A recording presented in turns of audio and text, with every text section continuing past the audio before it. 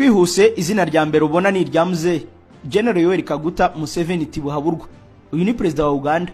Umugore we yitwa Janet Kataha Museveni. Uyu yamugize minisitiri w'uburezi muri Uganda, akaba kandi umudepite w'ishyaka n'uvuga rikijyana muri NRM kuko ahagarariye agace ka Ruhama. Umuhungu wa perezida Museveni mukuru turaza no kwitaho cyane General Muhoozi Kainerugaba, ubu niwe mugenga w'igisirikare kuko n'umugaba mukuru wacyo. Mushiki we akaba n'umukobwa wa Museveni, Natasha Museveni Karugire, ni umuyobozi mukuru ufata ibyemezo byose muri banki nkuru ya Uganda. Kugeza aho kamenya ko ubwo ingabo, amafaranga, uburezi n'ubuyobozi bukuru bw'igihugu byose biganirirwa mu ruganiriro rwo mu nzu imbere kwa Museveni. Utwo n'utuntu toto kuko n'abandi banyamuryango nabo bikatiye inyama yo kwita ko ku nka yitwa Uganda, kuko muri umuna wa Museveni General Karibu Akandwanaho mwamenye nka Salim Saleh, birazwi ko ari we muntu utunze amafaranga menshi muri Uganda ndetse niwe mushoramari uhabwa ibiraka byose bikomeye bya leta. Uyu yahoze ari minisitiri w'ibigo by'imari biciriritse na za koperative, gusa yabyikuyemo ajya kuba umushoramari wa leta.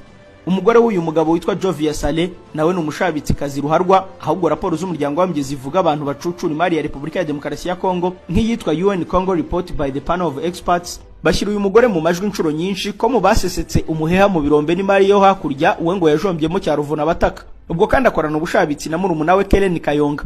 Wumve ko uyu yigeze gutsindira isoko ryo kohereza abashinzwe umutekano muri Iraq binyuze muri kampani y'icunga umutekano yitwa Askar. Bright Kanyontore rwa Mirama, uyu ni mubyara wa Museveni, niwe minisitiri w'amatungo n'ibiyakomokaho, akaba n'umudepite uhagarariye agace ka Isingiro. Shadrack Nzeyire ni umuvandimwe wa Museveni, niwe chairman wa NRM mu gice cyose cya Kiruhura. Dr Violet Kajubili ni mushiki wa Museveni, ni umudepite kandi yabaye minisitiri inshuro nyinshi. Kuri ubu birazwi ko ari gufasha muramukazi we ibijyanye no kuyobora amashuri kuko yabaye igihe kinini muri kaminuza ya Makerere. Ahubwo umuhungu we akaba namwishwa wa Museveni Dr Joseph Oekwao ni umujyanama wa perezida mu by'amatungo.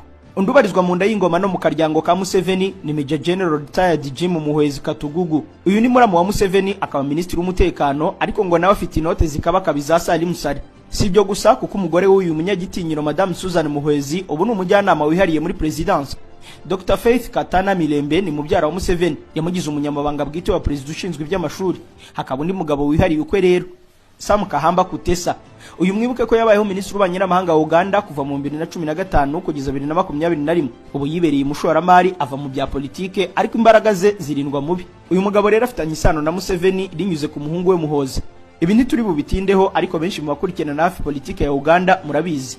Nawe rero numwe mu bajeje tagitinyiro muri Uganda kuko n'igihe Uganda ariyo yariyoboye inama rusange y'umuryango wa 1969 mu mwaka wa 2014 na 2015, niwe wagiye mu mujishi wa Uganda ku buryo mu muryango w'uyu mugabo nabo birunze ku bwinshi mu ngoma ya Museveni.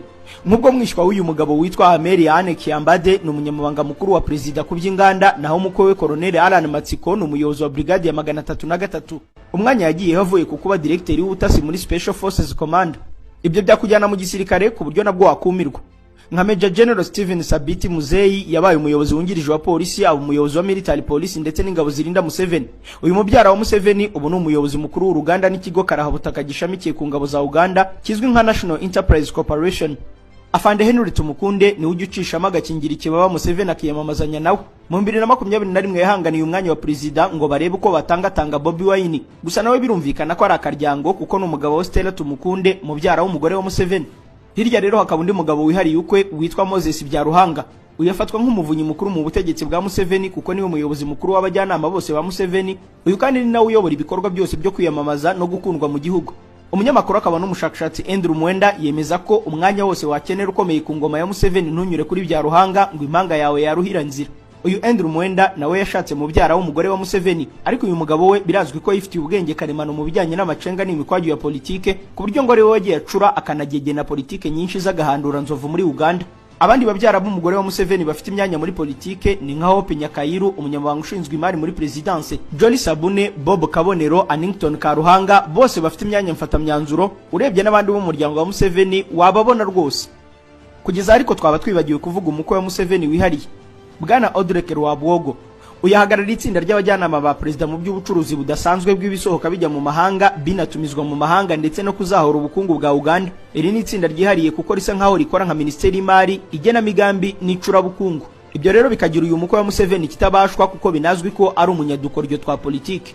Mbere yo kujya mu bindi, ubutegetsi nk'ubu aho umuryango umwe cyangwa agatsiko k'abantu cyangwa ishyaka rimwe aribo bihariye ubutegetsi muri politike bwitwa aristocracy, nuko bikemezwa ko igihugu ari state capture. Ubwo muri politike bakaba barengurira ko igihugu cyashimuswe n'utwo dutsiko, hanyuma ibyo nabyo bikabyara banana republic. muribuka ko yo twayivuzeho mu bindi biganiro. None si intambara muri aba ba aristocrate ziteye gute?